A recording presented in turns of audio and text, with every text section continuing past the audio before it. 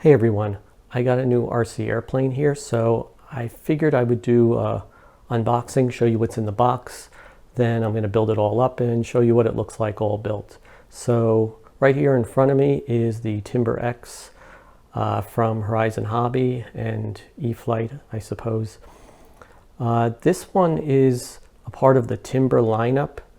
The Timber aircrafts are known for being pretty docile, easy to fly, high wings that have large wheels so they can roll over thick grass and have what they call stole capability, which means it has big, large flaps so it can do short takeoff and landing. There's quite a few of them, and this one is special because it also has very large ailerons. So that means in addition to being fairly docile, it can also be pretty aggressive with I guess you could say aerial acrobatics. Most of the high wings are not really known for that. It says 3D capability right on the box. It also has AS3X, safe. I don't really use safe, and it's 3S and 4S compatible.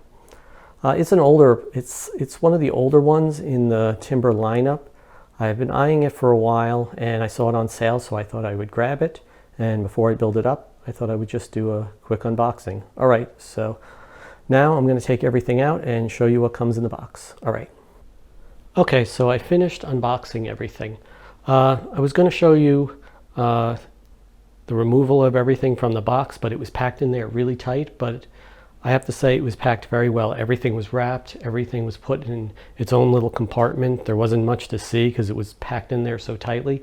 So I decided to just take it all out, lay it out for you in this manner so you could see everything, and then just show you piece by piece, and I'll tell you what it is real quick. So here's everything you get in the box. So let's start off with the biggest piece right here. That would be the main fuselage. So yeah, so here's the top where everything here's the top where everything connects in. You got your receiver in there, antennas, servos to run the tail, and all the connectors for the ailerons and flaps. So that's what's right there. You can see that good. Go under here. Here's where you put the battery. You get this little button here. Push the button. This little guy pops out, and that's where the battery goes. Speed controllers in there as well.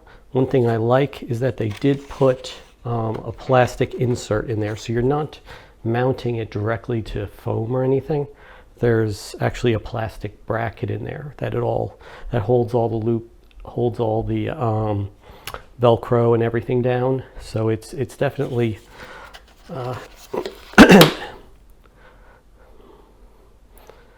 it's pretty stable in there. You don't have to worry about ripping foam apart. Okay, so obviously you have your two wings here. Here's one. Here's the other one, your two main wings with your huge flaps and ailerons right there.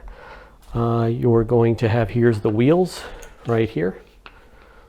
Big, these are foam. These are not foam. They're well, they're foam, but they're not this kind of foam. So they're a different type of foam, so they're not going to rip up, and you can squeeze them and everything type of foam. So that's the Tundra. Yeah, the HobbyKing Tundra comes with like foam wheels, and they are lighter than these, but so these should be fine. We're going to try them out. So you also have your, I'm going to say, these are the horizontal stabilizers, one right there and one right there. So you get two of those, obviously. Let me move the wheels out of the way. You get your prop, and it came right out of the box with all the prop hardware on it. Just like that. I didn't touch anything. So that's all going to go onto the motor shaft right there when you build it. So that's like that.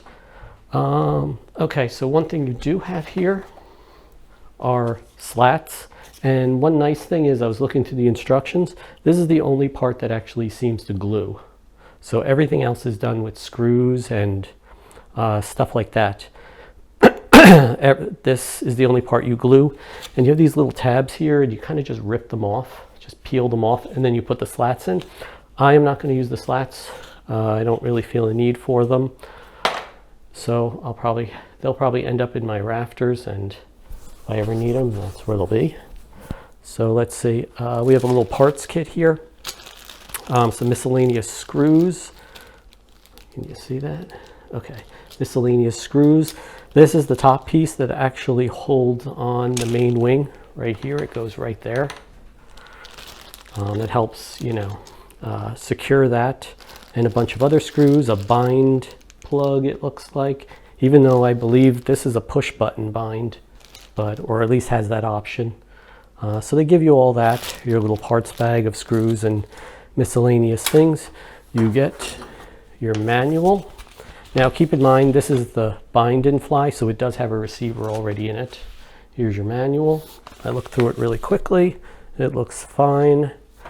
Here is I believe it's the spar for the main wing. This is what gives it stable. This is what strengthens it. It's carbon fiber, or it looks to be at least. Now for the the horizontal stabilizer. You get two of them. One's carbon fiber, it's very light. The other one is steel. So I had looked in the manual because I was wondering why I have two of these. One is for just nice docile flying, and the other one is for aggressive acrobatics. So I plan on pushing this plane just a little bit. So, well, maybe a little more. So I'm gonna put the steel one in, even though it's gonna make the tail a little heavier. So I guess I have to move the battery a little bit further forward. So I'm gonna go with the steel, but you get both of them. And you just keep this on hand. And that is about it. The wings are pretty standard. Everything else is pretty standard. And all right, so now I'm going to build this up, and then I'll see you in a bit, and I'll just show you what it looks like after it's all built. I'm back, and the plane is now built. The build wasn't too hard. The only thing that got me was the screws. They all kind of look the same, so I had to just do a little bit of mixing and matching and process of elimination, but the screws could fool you, so just be careful with that. Some of them are self-tapping and some of them are not, so just be careful which ones you put where. I had to double check to make sure I was putting the right ones in the right places. Other than that, the build was pretty easy. I didn't really have any problems. So let's just take a look at the airplane real quick from that side and from that side. And yeah, it's a typical build. It's a nice high wing, relatively docile flyer, but this one is within the Timber lineup to be also an acrobatic aircraft, as I said in the beginning, and that is basically based on all the control surfaces. And I thought instead of just ending this, I'm going to give you a quick overview of a quick comparison with the Tundra itself. And this is a V1 Tundra. I really like that plane, so I have no need to really upgrade or change anything. So just look at the ailerons and the flaps on this one. And now let's look at the Tundra, the HobbyKing Tundra. The HobbyKing Tundra is a longer wingspan, but the control surfaces are much smaller, a little longer for the ailerons. The flaps are much smaller. And apparently the Timber has a setting where you can use your flaps to assist the ailerons, as if they're not, they're not strong enough. So that's going to be very aggressive. You can also look at the tail here. Just look at the rudder and the elevator, the size of it. Now look over here. And this one's obviously a little smaller. The control surfaces are smaller.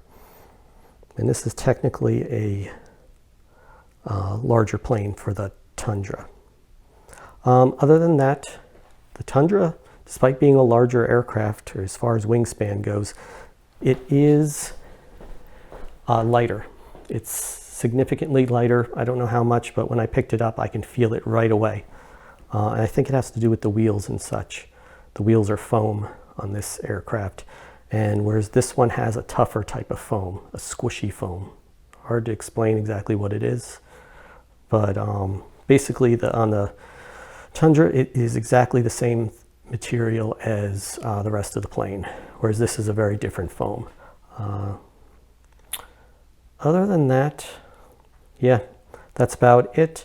Wheels are a little bigger on the Tundra, and wheels are a little smaller on the Timber, but I'm pretty sure both of them are going to roll through the grass with no problem. So I don't know what else to say. That's my comparison of the two. I just thought I would do this to finish the video out. Let me see if I can get a shot of both of them. All right, so that's the end of this video. Next one will probably be me flying the Timber, and hopefully it'll be a good experience. And then I'll have a full opinion of this aircraft. Okay, thanks for watching.